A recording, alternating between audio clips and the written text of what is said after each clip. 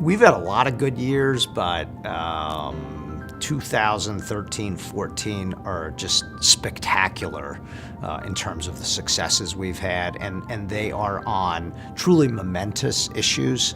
The voter ID victory was tremendous. I mean, I look at it as nothing less than saving democracy here in Pennsylvania, because what we learned through the litigation was that if that voter ID law had been in effect in 2012, when proponents intended it to go into effect, you would have had about 160,000 people who actually voted who would not have had that little piece of paper they need to vote. I mean, that's a huge number of people that would have been disenfranchised. I worked on the campaigns. I volunteer, to do whatever I can to help, because I think it's an important part. I really like to cast my opinion, to make the difference or to get a change. I mean, to have something work for all of us. And now I found that I can't vote anymore because I don't have a photo ID, which I can't get because I don't have a birth certificate, which it was never issued to me when I was born. So it makes it kind of difficult for me to vote for the person I think that should be in office. There's problems with elections, but the kind of fraud that would be prevented by voter ID is virtually non-existent. So not sure why we need this law. And it's pretty clear that while most people have photo ID, there is a substantial number of folks who don't have it, and it can be extremely difficult for them to get it, especially for elderly and disabled people. So good riddance to this law. I think it stinks. That's what I do. I just think it's really absolutely, I think it's the most ridiculous thing I've ever heard of.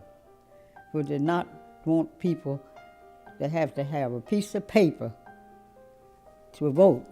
I've never heard anything like it before. And I just think it's terrible, because there's so many people that don't have ID and they're not going to be able to vote.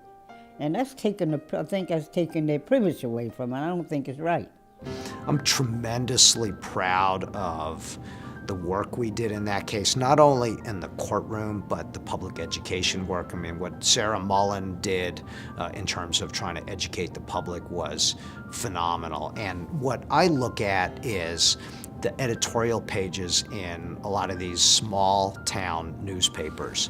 When we first filed this lawsuit, the storyline was, hey, there's all this fraud out there, so having voter ID is necessary. And besides, look, everybody's either got photo ID, and if they don't have it, they can easily get it. That was the storyline. By the time we won this case in January and ultimately kind of sealed the deal in April and May, went back to these same small town newspapers, and the storyline had completely changed. And I think that really is a reflection of the work that the ACLU did, not only in the courtroom, but in terms of public opinion and education and going out and speaking to community groups. It really shows what we call integrated advocacy, where we use all the tools at our disposal to try to defeat a civil liberties measure like the voter suppressing voter ID.